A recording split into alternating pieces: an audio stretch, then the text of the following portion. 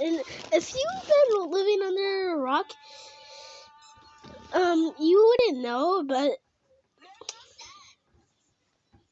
there's a rumor which you go to McDonald's, get some nuggets, and try to get Among Us one. And I was about to eat one of the nuggets, and I seen this Among Us one. Okay, it's backwards right now. Bro, this is Among Us. Emma, do you think this is Among Us one? Yes. See, we both think it's the Among Us one. Like, you can even kind of see, like, his little window thing there. Yeah.